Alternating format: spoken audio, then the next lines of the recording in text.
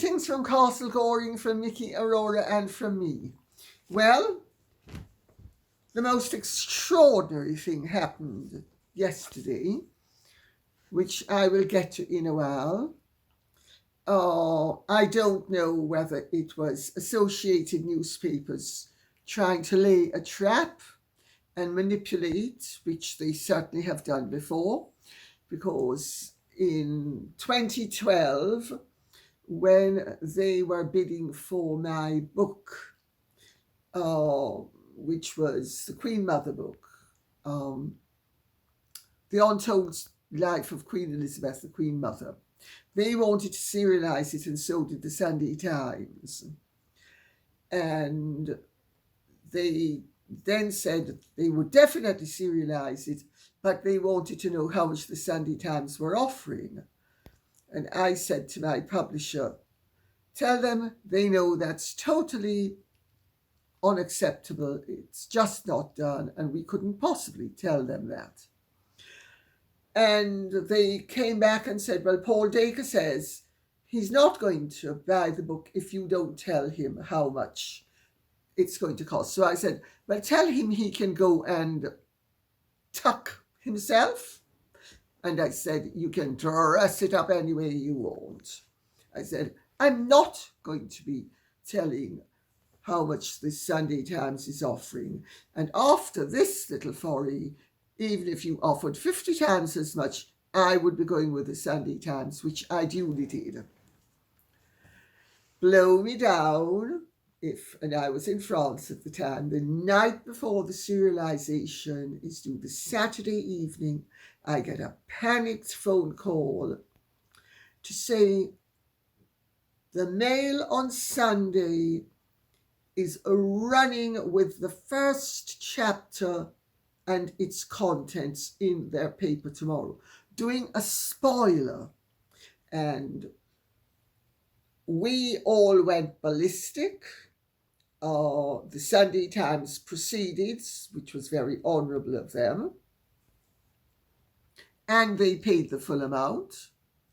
And Hope Dellon of St. Martin's Press discovered that somebody in some obscure part of the United States of America had posted the first chapter on the internet.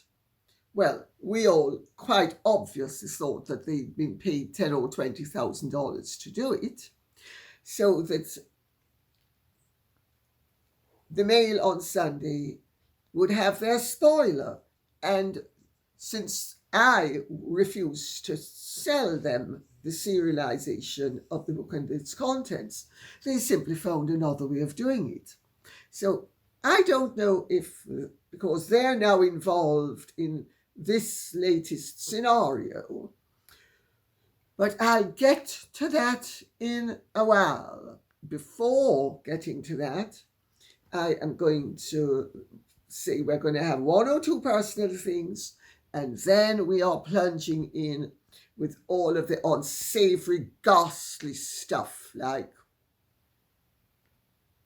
Associated Newspapers, Harry and Meghan, and there is little doubt in my mind that Harry and Meghan's people, to put it mildly, are behind this, because this was an attempt to sully me.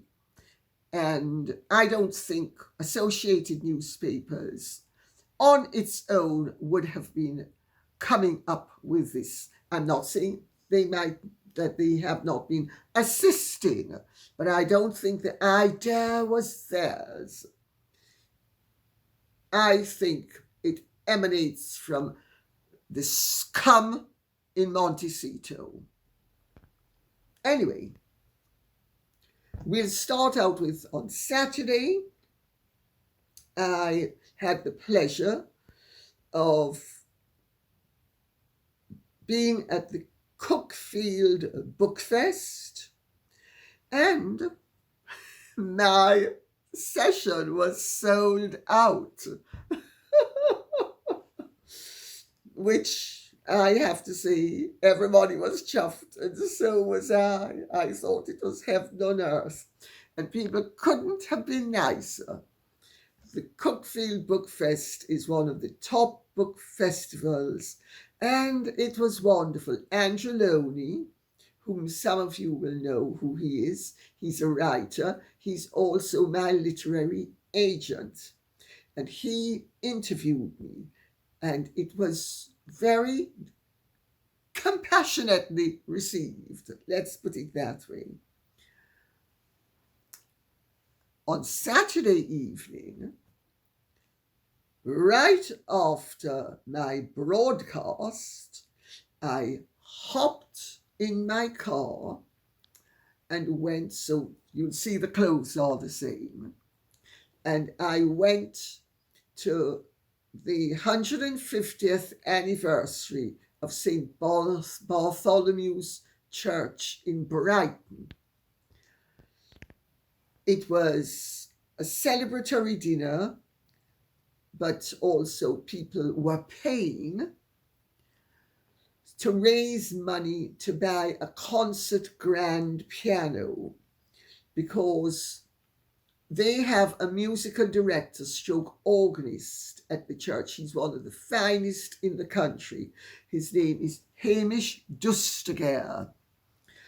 And they are now trying to buy a grand piano, to raise money to buy a grand piano, so that they can have not only organ recitals, but piano recitals as well. And they also had Lauren Easton and Duncan Rock, who are wonderful singers. They've sung at Glyndebourne, etc., etc. And they did a few selections, which was wonderful. And I'm going to post a bit of that so that we will know that some things are wonderful and not everything is sleazy and mucky, like those jerks in Montecito, and not to mention the ones in Kensington. And I taped my conversation with the girl, which I will play for you. So, but anyway, it was a wonderful evening. I had the great pleasure of sitting beside the mayor of Brighton. His name is Mohammed Asaduzaman, and he was a total delight. Businessman, wonderful ideas. He's the sort of person who should be not in local government, but in national government. Yes, he's Labour, but he is absolutely sound and solid. And, you know, responsible leaders transcend party. I absolutely loved him. We also had other people there we had the Deputy Lieutenant of East Sussex and his wife, and we had Father Ben Eden, who is the priest who's sadly going to go to Walsingham soon, and his parents, Mr. and Mrs. Simon Eden. It was a really, really lovely evening and a lovely table. And so I am going to post some of those pictures and some of selections of the singing as well. Okay, so first of all, it will be the Cuckfield Bookfest, briefly, and then a little bit less briefly, the St. Bartholomew's Church fundraiser.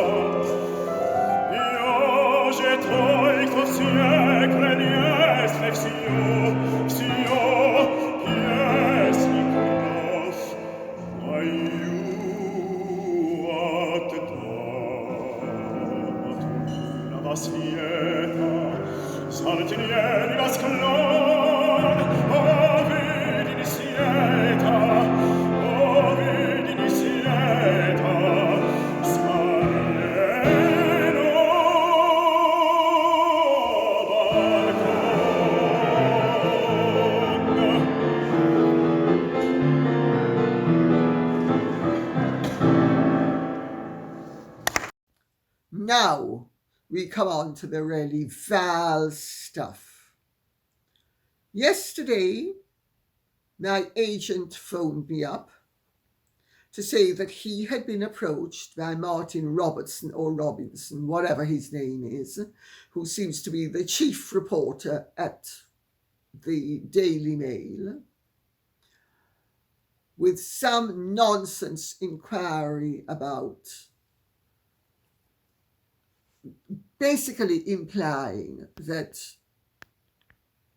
the Thomas Markle fundraiser has suspicious elements to it. Now, this is not the first time that there have been stabs at trying to make out that there was something untoward about it. I've got one or two questions about it, which I've swatted away like the flies that they deserve to be swatted away as being.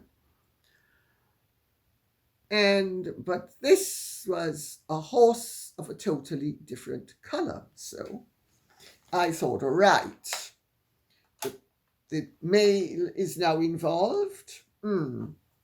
Let's see what's what. And I promptly phoned to speak to Liz Hartley, who is the legal manager of Associated Newspapers. And we go back to 1995, when she, big pregnant, and was in those days with Reynolds Porter Chamberlain. And she appeared against me for them in the High Court. And she's now the legal manager. The previous legal manager was Harvey Cass. I have a great deal of respect for Harvey, and Liz and I pretty much get along. And I don't pussyfoot around with disgusting people. So I phoned to speak to her, to tell her this is totally out of line. And I'm going to play what I said.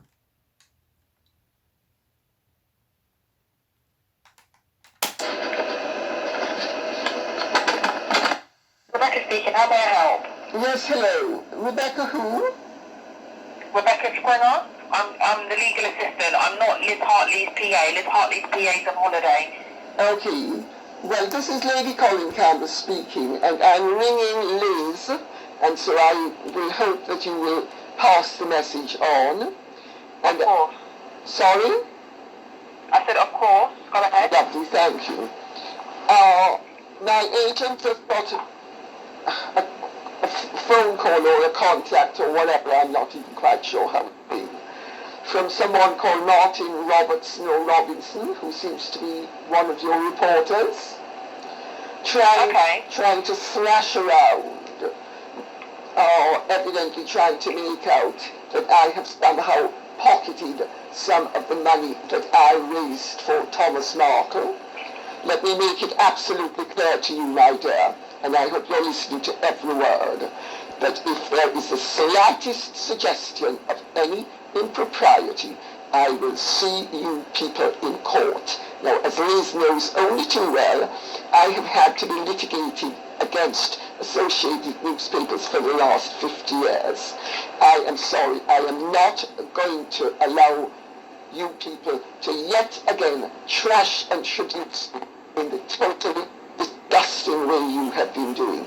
If there is any mention whatsoever of anything except that I raised the money and handed over every single penny to him, I will see your backsides in court. Do I make myself clear? Yes, I hear that, and I will pass that over. Please pass it on to Liz and tell her, and you better watch to make sure he doesn't do anything between today and tomorrow, because I am taping this conversation, and I am not going to allow you people to traduce me yet again the way you have over the previous 5 decades. Understood? Yes, I totally understand that. Who did you say the reporter was again? Sorry, Martin? Martin, either Robinson or Robertson. I'm afraid I don't know who your reporters are. I don't live at the level of trash. Okay, that's absolutely fine. Thank you. That's absolutely fine. I totally hear that. Good. I will pass that over to you. Make sure that you get in touch with him right now and tell him if he's writing anything that in any way, shape or form suggests that I have pocketed 1 penny of that money. I will see all of you in court. Understood? And I will not be settling, because I will be using this as the fact that yet again I am being traduced by you people, and it's not going to continue. It's gone for 50 years, and I hope that you will all have the good sense to know. Liz will certainly have the good sense to know, unless you really want to waste Jonathan's money, it's not gonna wash where I'm concerned. Okay? Okay, that's absolutely fine. Thank you so much. God bless and good No night. worries. God bless and good Take night. care. And I hope I don't see my name in your publication. I can do without the adulation, and I certainly can do without having you mention my name at all. So, okay? Thank you. And I can certainly do without the abuse. Okay? Okay. God bless. Right. Bye-bye. Bye.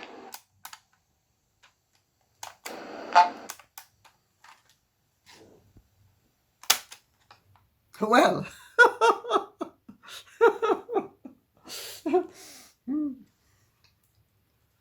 that's telling them, isn't it? Well, after that, I thought, I'd better look and see what's going on.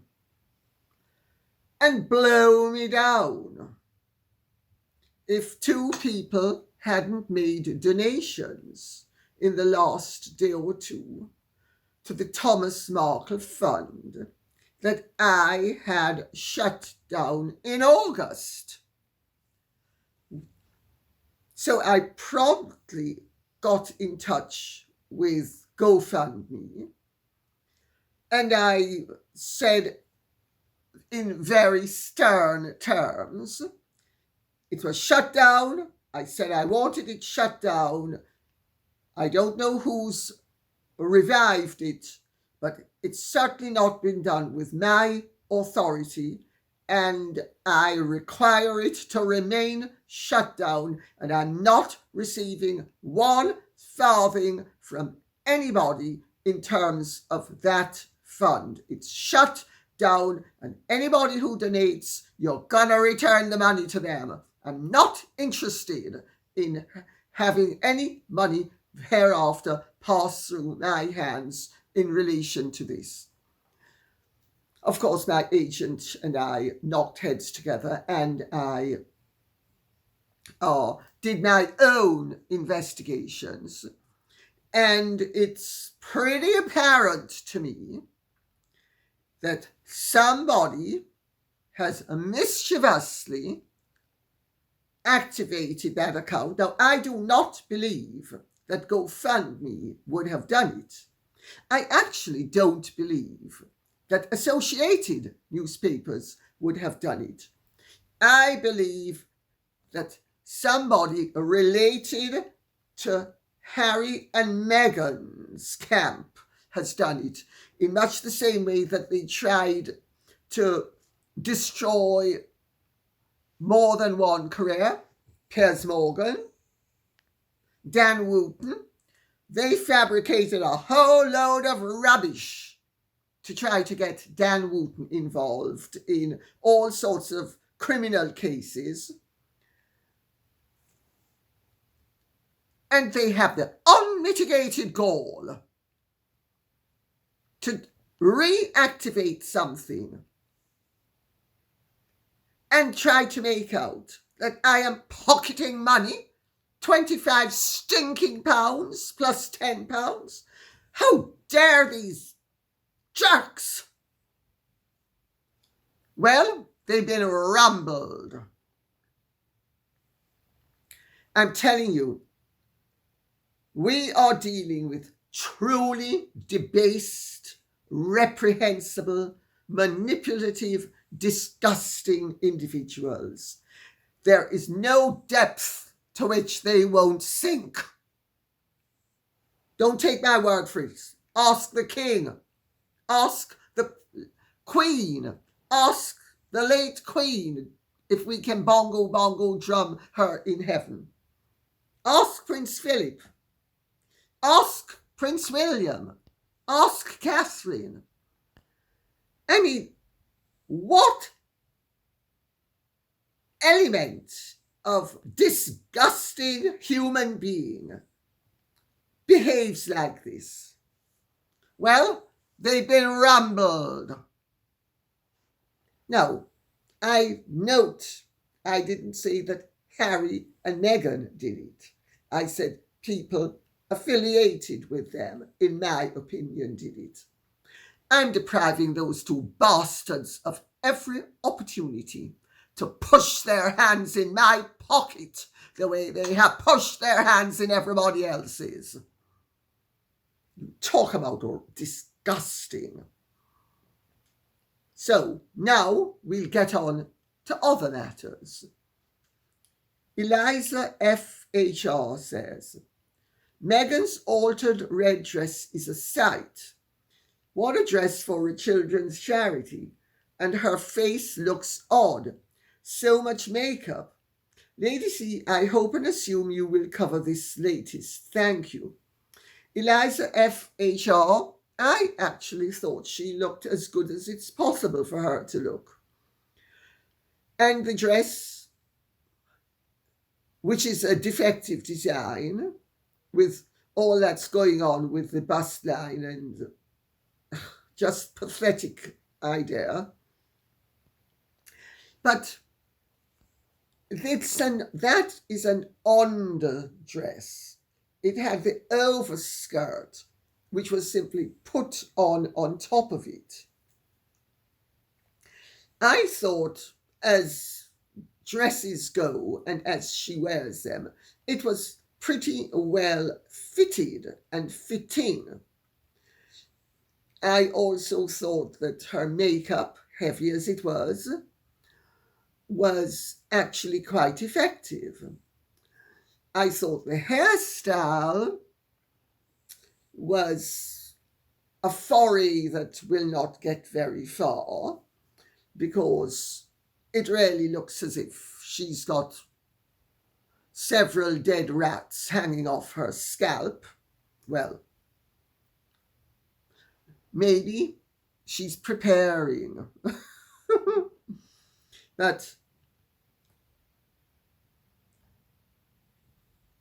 I thought, as appearances go, she acquitted herself with an element of graciousness. She certainly was simulating being demure. I'm Julia Roberts in terms of endearment. And I can't really function without my age. So I have to grab someone's hand, even if it's a woman. Pathetic. I mean, these people, I do wish somebody would just give them an enema so that they disappear off the face of this earth.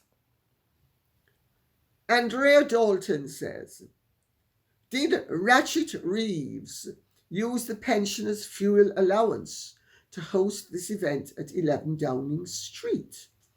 At a time when most of us can barely live, despite holding down 2 jobs, it is highly insensitive that there is such a government event in which the privileged can gorge themselves on exquisite food paid for by taxpayers. Well, Andrea Dalton, I hate to disappoint you. The taxpayer paid nothing. Everything was paid for out of the pockets of the donors. The event was organised when the previous government was in power, and Rachel Reeve was honourable enough to honour it. I'm not criticising her for behaving correctly. Also, the idea that number 10 and 11 Downing Street would have no heating, and therefore that an event would somehow cost the taxpayer, when those buildings have to be maintained up to a high standard, irrespective of whether anybody is in them or not. So the staff were all brought in. I know the caterers. They were paid by the people who attended, who bought tickets to subsidize the Oxford Philharmonic Orchestra, which receives absolutely no funding from the state. It is totally subsidized by its supporters. Every penny that was raised and every penny that the event cost came out of the supporters' pockets. So I hope that clears that one up. And Michael Taylor says, I'm surprised you graced Labour with your presence. I graced number 11 and number 10 Downing Street with my presence. I was not going to support any political party. So, would I make a point of not going simply because the Labour Party is in power? Absolutely not. In a democracy, insofar as I am concerned, when the electorate has spoken and voted for the party which it wants in power, it is up to all of us who believe in democracy to be good citizens and respect the decision of the majority until such time as a new majority comes in. That, to me, is what democracy and respect for the electorate is all about. So, if it were a fundraiser for a political party, that would be another matter. But it was not. And venues lend their premises all the time for events that are going to proved to be worthy of their support. Why wouldn't 10 or 11 Downing Street be lent? The Oxford Philharmonic Orchestra is one of the finest orchestras in the country. It is supported by Marta Argerich, Maxim Vengerov. I could go on and on. I'm going to stop there. Why would anybody resent the fact that they were given a beautiful venue? And on that note, we will get on to what Atticus K has to say. Lady C, Candice has a new piece of information as to the real mother of Kamala Harris's father versus the mother presented to the world by Father Harris for whatever reason. If proven, this would make Kamala Harris's bloodline one of Indo-Irish and not black. Speculation is rife as to whether Father Harris created this narrative for himself and his academic career or for his daughter. As why would Kamala Harris choose to go to a largely black university such as Howard and join a largely black sorority such as Alpha Kappa Alpha, if not to create a personal history to give the impression that she was in fact black? Your help is needed to sort this out, Lady C. Well, I have been on the bongo drums, and I had asked a friend of mine who grew up with Beryl, Miss Beryl as she calls her, Kamala Harris's grandmother in Alexandria, St. Anne. This friend of mine was going to come and let me interview her, and might still come and let me interview her.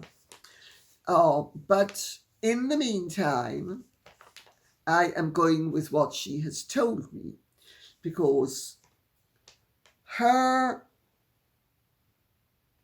Uncle Cecil built a house next door to Miss Beryl's, as she calls Kamala's grandmother.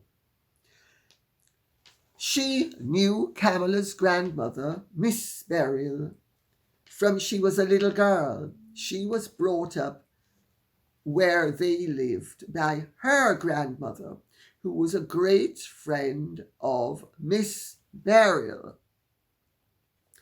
And her grandmother was also a friend of Kamala's uncle Kenneth. Miss Beryl used to run a shop, and Miss Beryl used to give this friend of mine busters, as she calls them, and paradise plums. Busters are the newfangled name for Bustamante backbone, which was a sweet that when I was a child, you ate at your peril because it was so tough it would break your teeth. Two very classical Jamaican sweets, Bustamante backbone and paradise plum. And there is no doubt that Beryl was Kamala's grandmother, not Vioris or Iris or whatever her name is, Harris stroke Macpherson, nay Cambridge. Doubtless, Candice Owens has alighted upon various anomalies, and she, being American, has gone down the American route. I think I have already cleared up the mystery by saying that if Camilla's grandfather was legally married to the white woman from St. Elizabeth called Vioris Cambridge, otherwise known as Iris Harris, otherwise known as Iris Macpherson, that does not mean that he didn't have a child with Miss Beryl. And if Camilla's father chose to make that union into a marital one to preserve his dignity, I'm not casting stones in his direction, but I do think, of my information, Camilla's paternal grandmother was pretty much a black woman. Her paternal grandfather was a very fair-skinned. He was not totally white, but he was very, very fair-skinned. So I hope that answers the question and brings the mystery out of the dark into the light. And let's see if my friend is up to speaking next week. Fingers crossed she will be. She can give you chapter and verse and personal experience on the whole matter. J.J. Cam says, "Hi, Lady C. Enjoyed the story of your lovely evening in town. Brave of you to wrestle with car issues on the way down. I would have given up. I'm not a giver-upper. From something I read in the Daily Beast, it seems the king feels the estrangement with Has is bad for the monarchy, and fears it won't be good for his legacy. If this is more or less accurate, it seems obvious that the king is unable to fathom a world where his son's status could be lowered, as far as titles and lineage go. Charles' innate snobbery, which I guess is understandable under the circumstances, is nevertheless annoying and displeases the public. Would you agree that the Queen of Denmark did the right thing vis-a-vis titles, and that Charles should demote Has to Count of Dumbarton, or at least remove Harry and Meghan and children from the line of succession?" Well, Meghan isn't in the line of succession. Harry is in the line of succession, and so are the children. And also, you're obviously not British, otherwise you'd know we don't have counts here, we have earls, and Harry is the Earl of Dumbarton.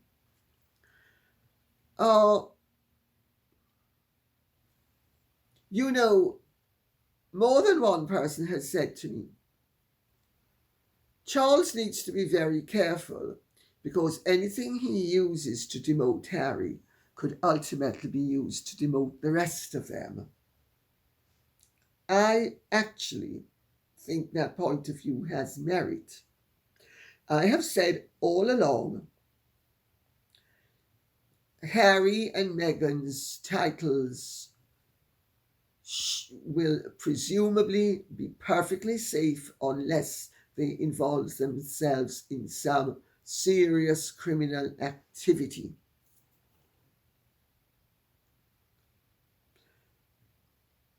I don't think Charles is being snobbish to not seek to deprive his son of his birthright and his rank. I know that a lot of people would like Harry and Meghan to be stripped of their titles. What happened in Denmark can't happen here. Our system is different. Our laws are different. We have laws dating back to 1931 in terms of the dominions of whom the king is head of state and who therefore have an interest in the line of succession. Everything can't be done as easily and as straightforwardly as people would like to believe. Hence why I suggested that Harry approach his grandmother to put his titles in abeyance. That he could do. He could renounce them, but he's not going to renounce them. I'd be very surprised if he renounced them. And it's not a sign of weakness on Charles's part, nor is it doing anything but playing with fire to have Harry demoted simply because of his bad behavior. What happens when someone else behaves badly? They're demoted as well. So princely rank is now a matter of the general public requiring good behavior, and when they don't get it, they demand a demotion. Is this what happens in towns and villages? I don't think so. People aren't stripped of their worldly rights and privileges just because they behaved badly. So that's my take on it. Cheryl McLucas says, Dear Lady C, I feel there will be no divorce. Harry is sucking up to the royal family for dollars and pleading he is a changed man, sorry, man-child, and that he realizes she has ruined his life, and even talking about divorce to the royal family, laugh out loud. Once he's definitely back in presto, she'll be back with a vengeance. I wouldn't put anything past these two at all. What do you think? Much love from Australia to you and your fur babies, Cheryl. Much love to you too, Cheryl. Well, he's not really in touch with his family. And some of his family are firmly convinced that he and Meghan are actually tighter than two ticks. So I don't think anything to the contrary is going to wash with them. And also, they've been maneuvered into such invidious positions on more than one occasion. And then, lo and behold, not only is the denial denied, but then the denial of the denial is denied. Remember, the racists who Harry said Meghan hadn't accused anybody of being a racist. Then you had Amit Scabies saying the racists were Catherine and Charles. No denial so far. My understanding is that there is a certain degree of exhaustion where this subject is concerned in certain circles. And they're not eager to do anything to incorporate Harry. And as for his father giving him a free pass, his father's giving him no free passes. I don't know why people haven't figured that one out yet. C. May says, if he hadn't been a weakling, he would have married Camilla in the first place. She is a fantastic queen, is good for the UK and for the king. C. May, Charles was not a weakling. The first time around, Camilla was in love with Andrew Parker Bowles. She was desperate to marry him, and he was dallying elsewhere, including with Princess Anne. And so Camilla decided what's good for the goose is good for the gander, and I'm going to jerk Andrew's chain. And she took up with Charles. But she always intended to marry Andrew, and did. The subject of marriage was not even broached. He was fully aware of the fact that she was in love with another man. They simply had an amitié amoureuse. It was a little fling.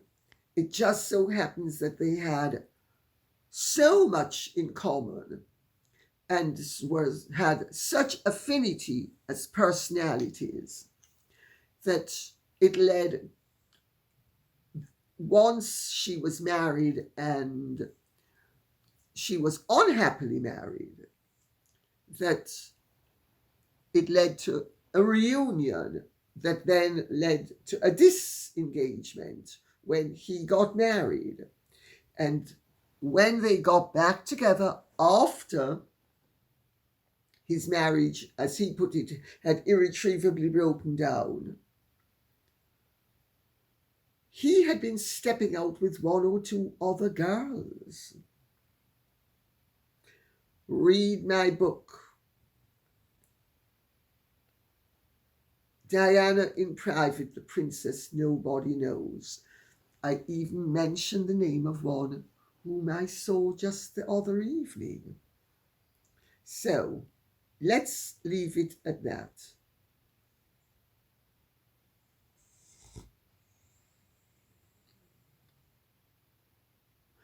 Jeffrey Skinner says, Lady Colin Campbell, what a pleasure to listen to your program. Thank you. You have a very full social calendar. Some of the time, I certainly have a very full calendar, full stop. I want to know your diet and what gives you such energy and vibrant health. 5 X's, Jeffrey Skinner. Hello, Jeffrey Skinner. Well, I don't smoke. I drink modestly. I never drink at home alone. I normally drink only champagne or cider or lager, mostly champagne. And I can go weeks without drinking, but I'm a social drinker, so I'll drink. I eat sensibly. I have a soft-boiled egg, and I have 2 squeezed oranges, freshly squeezed every morning. And I have 2 cloves with a tablespoon of honey and a tablespoon of apple cider vinegar. That's my breakfast. Lunch is usually 1 slice of bread with something like tuna or sardines. 1 slice of bread into a sandwich because I'm too fat now. Then I have an apple and maybe a slither of cheese. Sometimes, if I'm going to have dinner late, I have tea, which will be something like a tisane of, say, mint tea with 2 rice cakes and some patum paparium, gentleman's relish. Sorry.